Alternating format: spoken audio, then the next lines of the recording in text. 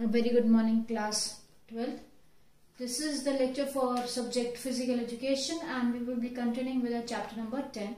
Name of the chapter is training in sports and this is your lecture number 3.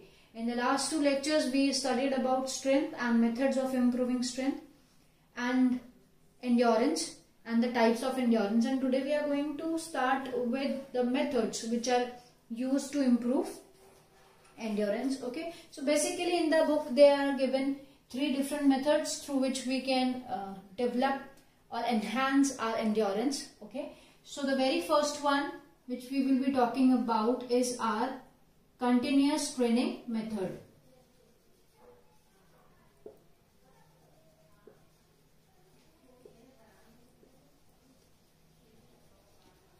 Okay, as the name suggests that continuous training method, that means that you need to perform your practice sessions continuously without any break. So this is what you can take it out from the word which is given here. Understanding all the different methods which will be given in your, just to enhance your endurance, just go through what the very first name is given. Okay, so this is one of the best training method for endurance. So it is one of the best training method for enhancing or improving your endurance. Best method to improve endurance. Okay. And as I said that it is to be done for continuously for a longer period of time. So we need to work out for longer period of time.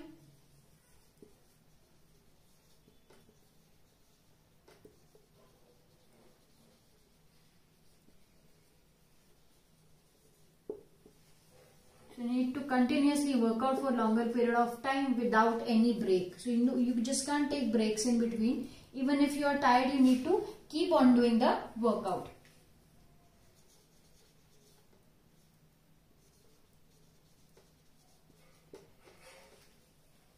Okay, and because you need to continuously perform the activities in a continuous basis without any break, so you need to keep the intensity of your workout to be low. So it should be done with low intensity.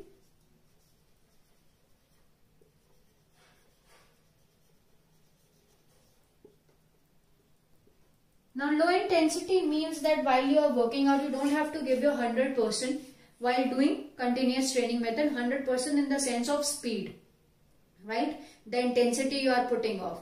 Like for example, if in a continuous training method, if an individual is asked to perform for continuously an hour,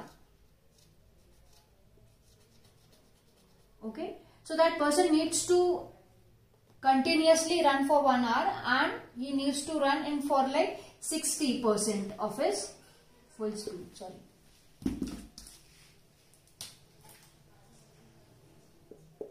or 70%. It depends on the individual's capacity. One cannot give his full 100% for running for this 1 hour continuously. So the intensity would be low according to the individual's capability. One has to do that particular workout. Okay. Now cross country can be one of the best example of your continuous training method. Cross countries are basically of 5 kilometers, 6 kilometers, 8 kilometers. And they are done in a very medium kind of a pace. You don't run really fast when you perform cross country. So one of the best example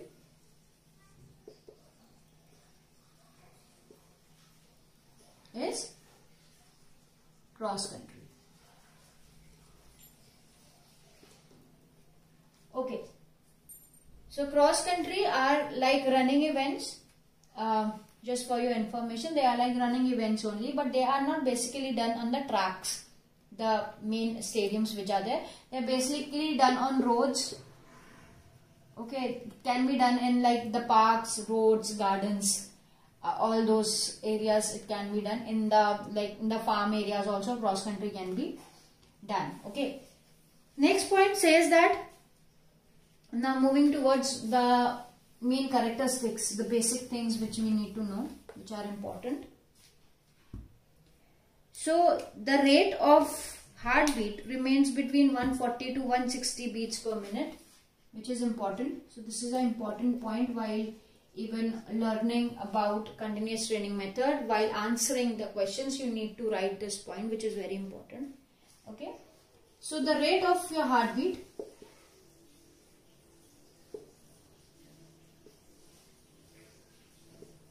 should remains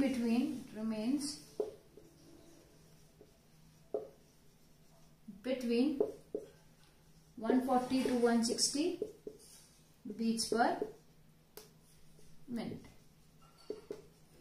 Okay, so it is important that in the whole duration of continuous training method, in the whole duration, if you are doing it for like 40 minutes or 45 minutes, if you are doing it for 40 minutes, then when you start, obviously the heart rate would be slower, but yes, when you reach to some midpoint or somewhere, the heartbeat should be between 140 to 160. If it is less than this, that means there will be no improvement in your endurance. Okay, and if it is more than that, that means that you are doing it with much more intensity, which is not at all required. Okay, now the duration, about the duration, which is again an important point.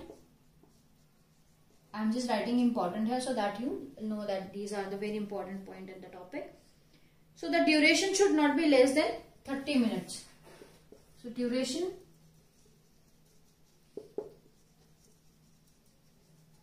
should not be less than 30 minutes. So keep this thing in mind, that when you are performing continuous training methods, then these kind of method is to be performed for more than 30 minutes. It can be 30, 35, 40, 1 hour, 30 minutes, 1 hour, 15 minutes. It depends on the individual's capability for sure.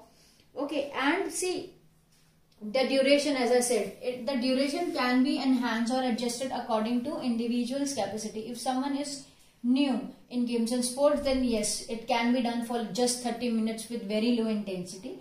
And again, the intensity and your the duration. So duration and intensity can be adjusted according to the capability.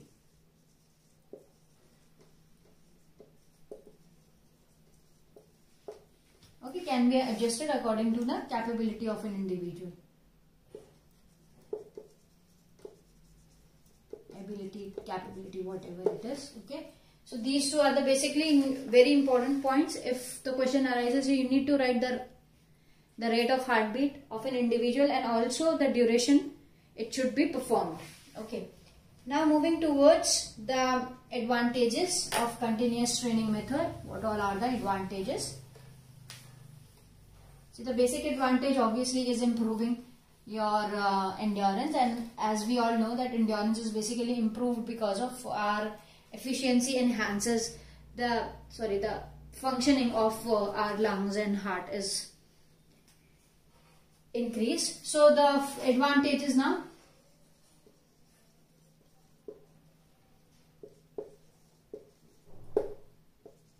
So the very first advantage is it increases the glycogen in muscles and liver.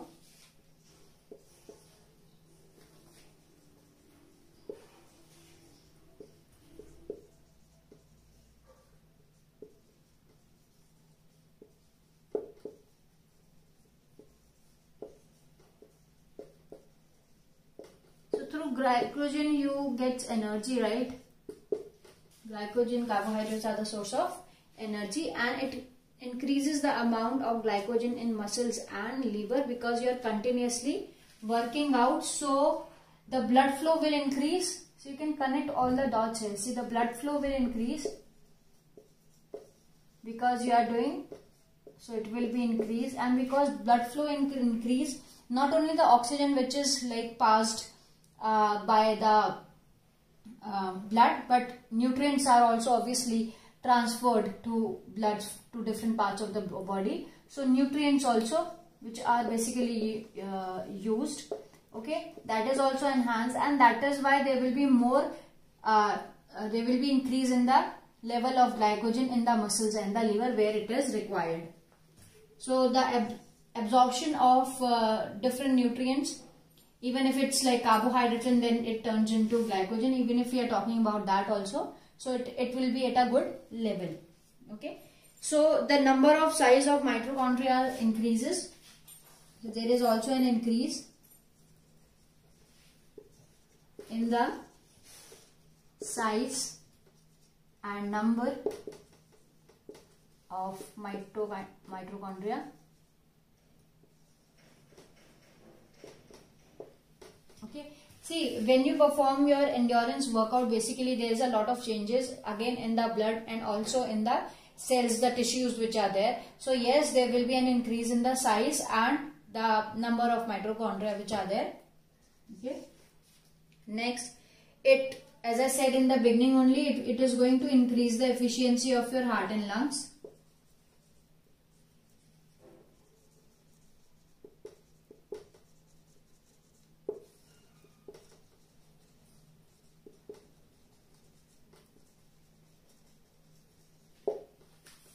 Okay, and the next one is it will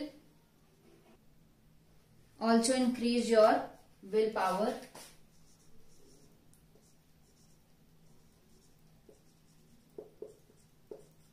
How will power increase? Obviously, when there will be an increase in the endurance, you will come to know that yes, you will be able to perform activities for a longer period of time without getting fatigued, right? So that will enhance your willpower and your determination towards doing something, as you will be, without getting fatigue, you will be able to perform things. So the willpower will be increased. Many of the time when an athlete leaves the game, why? Because he or she starts feeling that tiredness.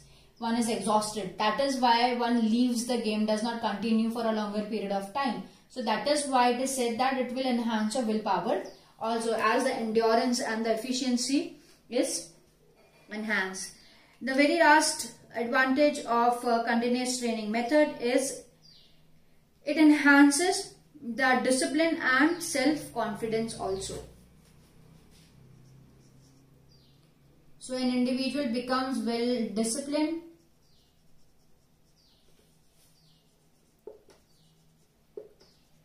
because we need to perform it for a longer period of time, and if we are not disciplined in doing our continuous training method, then there will be no you can say there will be no benefits from this or no advantages we can take. So it is very important for an individual to be very disciplined. So yes, continuously working out on continuous training method, yes, do makes an individual well disciplined and self-confident.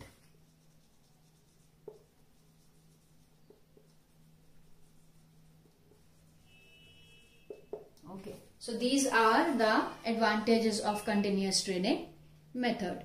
Now moving towards the next method which is given there, it is your interval training method.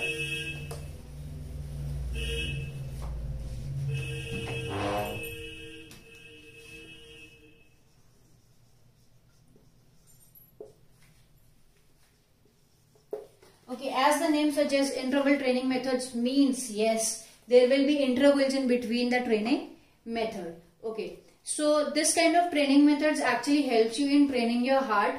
So it helps you, the very first thing, it trains your heart exactly.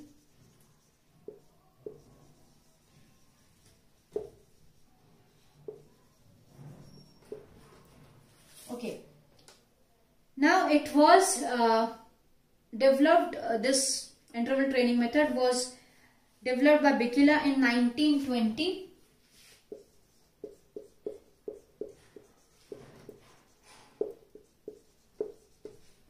This point is important when you, for your MCQs and one-word questions which are there in your exams. So in this whole method, we talk about the rhythm between the work and the recovery period or the rest which we take. Okay. So Bikila wanted to have individuals to have a rhythm between, a balance between both of them. A rhythm, or you can say a balance between your workout, so your work, and the recovery period or the rest period, you can say recovery or rest period. Okay, in the starting, this interval training method was also known as terrace training. So I'm just writing it here so that you can learn it from here only. It was also known as terrace training.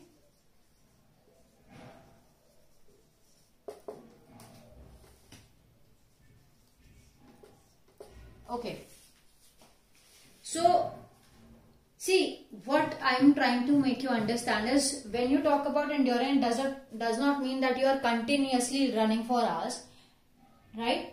Because we need to have changes in our training methods again and again. We just can't follow the same training method, as it will be of no use for a longer period of time. If you are doing the same thing, after some time it will show no improvement in your performance. So you need to keep on changing. So you just can't run continuously for a longer period of time for the whole of your training sessions. So in this kind of training method, what we do is that if there is a player of 400 meters or 200 meters, so what they do is they run 400 meters repetition, right? And it is to be done for 10 times or 20, depends on the capability, again on the capability of an individual.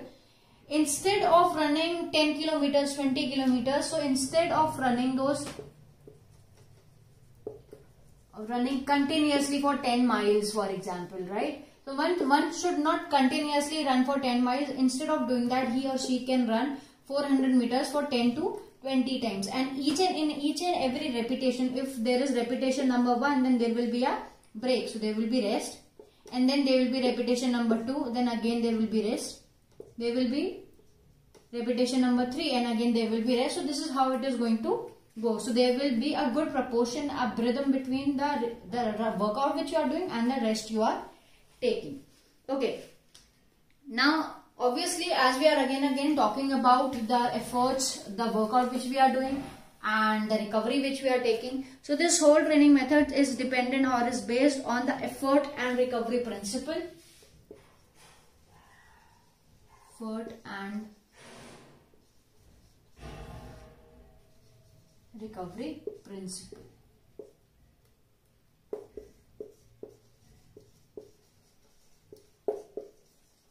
Okay. So here we talk about the efforts which one is putting in, also the time of the time one is taking for recovery or rest. Okay. Now again, just to change, to bring changes in the method, what individual needs to do is the recovery time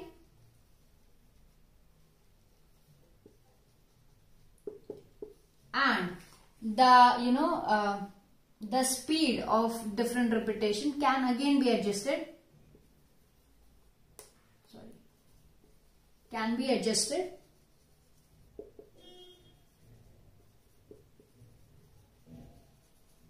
according to the ability of an individual. Right? Giving you the example so that you don't get confused and you have a better understanding. So there are two people, there is A and there is B. Both of them, okay, do have an event which is 400 meters. Now on Monday, Tuesday, Wednesday, Thursday, they are doing interval training methods. They are using different training methods, okay. So on day 1, if A's endurance is more than B, then what we will do is that we will ask A to perform 400 meters, 10 repetition, and we will ask B to perform 400 meters, 8 repetitions only. Because we need to check the capability of an individual also, right? We just can't ask each and every individual to have the same kind of training method. It will be of no use otherwise. Secondly, if here I have just said that we can increase the the speed or the frequency of the repetitions, or we can also do one thing, that if here in this we were giving them 45-second gap in between both of them. Okay, now we obviously know, or we can also try this, that we will ask him to have 400 meters, 10 repetition with a break of 30 seconds in between or 40 seconds in between. Okay, and we will ask B to perform 400 meters, 10 repetitions only, but having 1 minute rest in between. So what will have, he will be having more recovery because he has less endurance, which will be helping him out obviously, and both the enhancement will be done. So each and every training method which is there, it is based on how individuals' capability are. So it was just an example. So what we do, just to change, adjusting different things according to the speed, the intensity one is having, okay, the timing, the rest timing, the recovery timing, or the number of workout sessions which we are performing. Now moving towards the advantages of interval training method.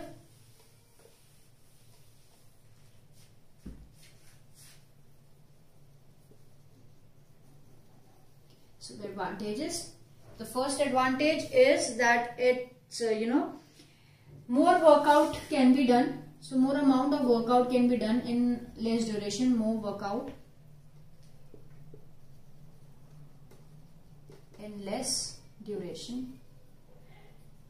See, because the intensity is higher here, right? We are just not doing it very low intensity. We do we perform the different repetitions with high intensity of 70, 80 to 90 sometimes intensity. The speed I am talking about, okay. So more amount of workout can be performed in less duration. It also enhances or improves our respiratory as well as circulatory system simultaneously. So it improves the working of, improves respiratory and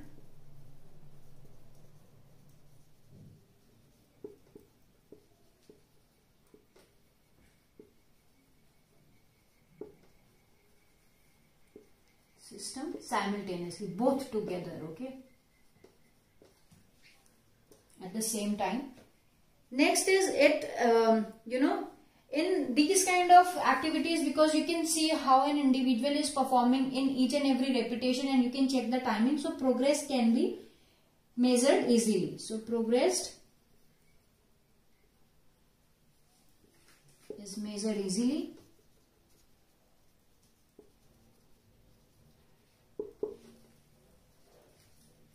Fourth point of advantage is there will be a fair judgment. It all will be in front of the coach and as well as the player also. So there will be no discrimination or any kind of problem while doing any judgment. If an athlete is performing well, yes, it is seen in front, that is all visible to everyone. So there will be fair judgment towards the improvement or anything which is required, and it gives you better result in less period.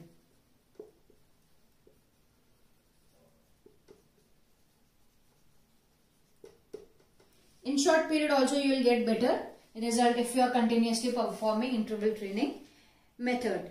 And suggestions can be given by the coach very easily, because one is continuously running in front of the coach. If one repetition is done and the coach thinks that the repetition was, the intensity was low or very high, or if there is any kind of other improvement in the in the techniques which are used, the way one is running, or the speed to be adjusted or anything, so suggestions can be given easily.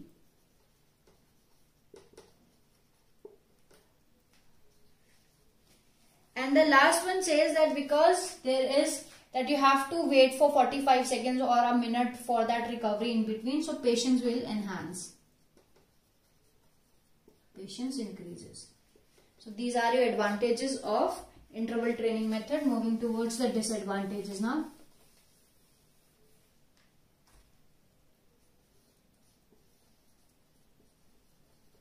So when we talk about the disadvantages of interval training method, so performance come, as in the earlier I said, performance come quick. The results are very quick in here, which are good, but performance sometimes comes before the competition and does not remain the same till competition period. So if, like for example, if you have started today and your competitions are in 4 months, so it might happen that because of interval training method you are getting the performance within 3 months only, and but obviously that particular form of the body does not maintained or is just don't remain in the same manner for a longer period of time. So it might happen that it comes before competition. At the time of competition you just don't have that good performance timing there. as there is more of speedy workout, so more chances of injuries are there, and you get tired as well, so there are more chances that you get injured, so more chances of injury. And the last point says that it also can lead to some heart diseases, because your heart needs to work out really hard while we are performing interval training method, so it might also lead to heart diseases.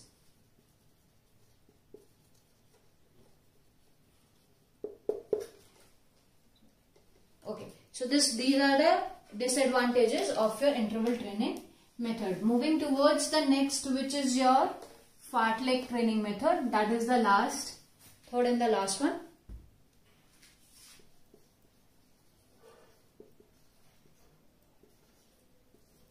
So fartlek training method is a kind of training method in which, you know, there is this kind of a speed play. Okay, so Gösta Holmer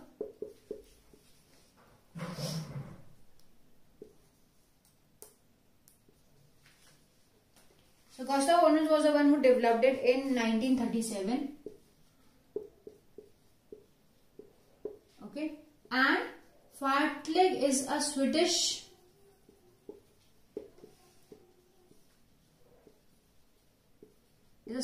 word which means speed play, that you play with your speed, right? So you don't have to maintain the same speed for the whole of your training method as you do it in interval method or your continuous training method. Okay, so it is a combination of both continuous training method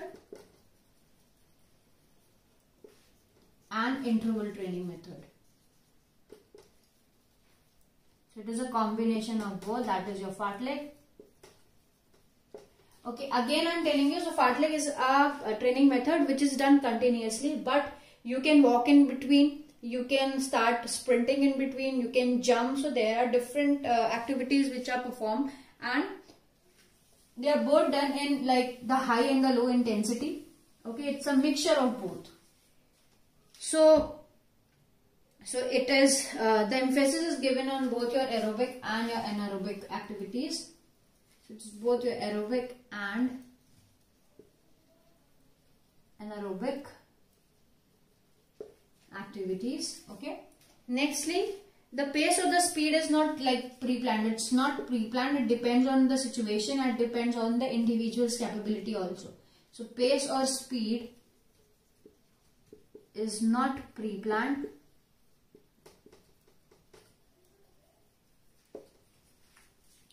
Okay, and in this kind of training method, self-discipline is very required, because you do it in a very large ground, and if you are self-disciplined only, then you will be performing it for a longer period of time. Otherwise it will be something, because your coach cannot maintain that check on you every time, because you have to run. So self-discipline is important.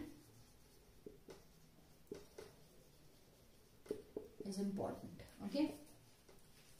Now talking about the heart rate, the heart rate ranges between 140 to 180. So the heart rate ranges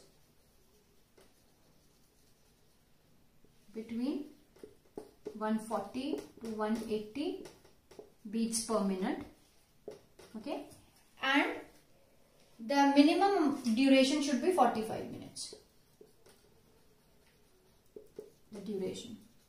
So it is the minimum duration I am talking about. It can be 1 hour also, 1 hour 30 minutes also. It depends, again it depends on the individual's capacity, as I am telling you again and again. Though this is all linked to the running only, so it is kind of which is linked with running. So you need to run in this whole process.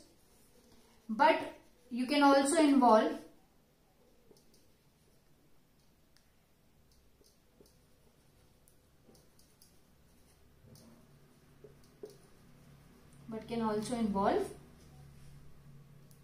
other activities also, like jumping, crunches, push-ups. Other activities can also be involved in this whole session. Okay.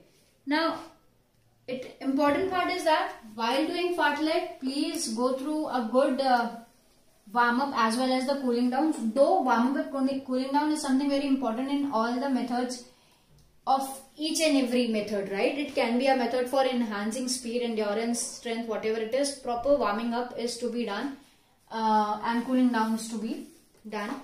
Okay. Now moving towards the advantages of fartlek training.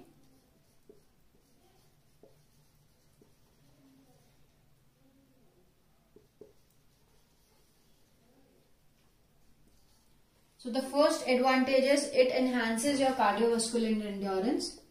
So enhances cardiovascular endurance. Second, it is good for both sprinters. So it is good for both sprinters as well as your long distance runners can perform fartlek training method, and it will improve both of their performances.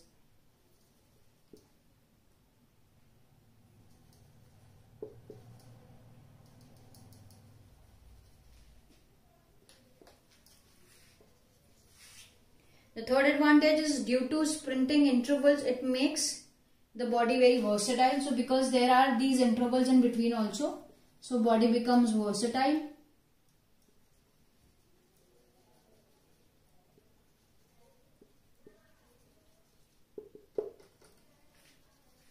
Okay. The fourth point says that it is very flexible in nature. You can actually, change it also according to your own need and desire. So it is very flexible in nature. And large number of athletes can take part simultaneously all together. So large number of athletes can take part in this. Then next is your no equipment is required. You don't need to have any kind of equipment to perform fartlek training method. Okay. And the last one is it is, as I said, that it is flexible, so you can also say that it can be adapted according to the need. Adapted according to the need of an athlete. Okay. Now moving towards the disadvantages.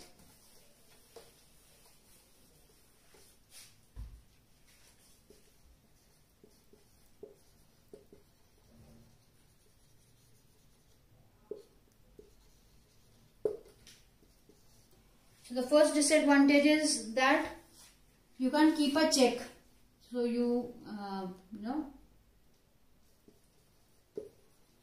no check can be kept on the athlete. It's very difficult because you run in a very large space. Okay. One can easily give up because nobody is checking them, and one gets really tired. So an athlete can also give up while doing it. Accidents can be there. Because it is not planned, so there is no pre-planned thing, so accidents might occur because you don't know the path also where you are actually performing. Okay, and you just can't see how athletes are performing.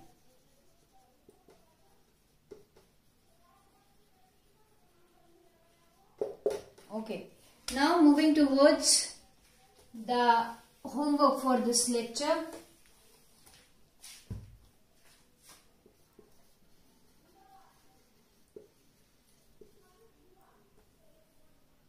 So question number 1 is, what do you mean by fartlek?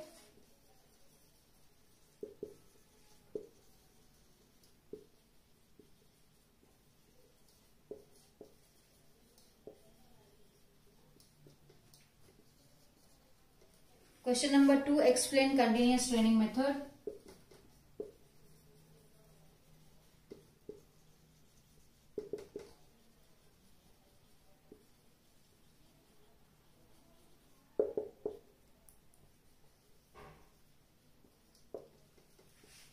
And question number 3 is, what are the advantages of interval training method.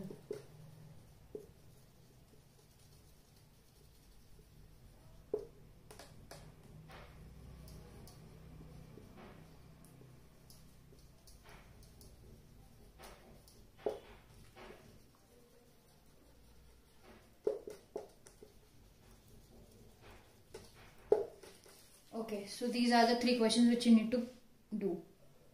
Now moving towards the homework for lecture number 2. So first question was explain endurance. So answer 1 is ability to sustain an activity is your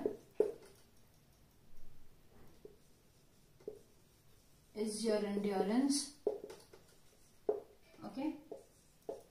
Second was write the names of the different types of endurance according to the nature.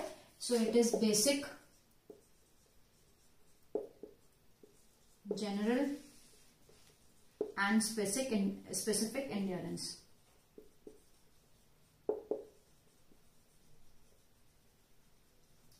Okay. Last question was explain speed endurance. So speed endurance is again ability to perform an activity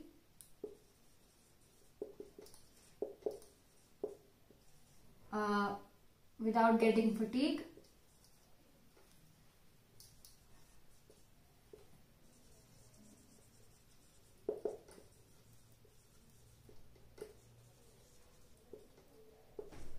and the activity should be within 45 seconds, and example can be your 200 meters. Okay, so this is the end of your lecture. Thank you.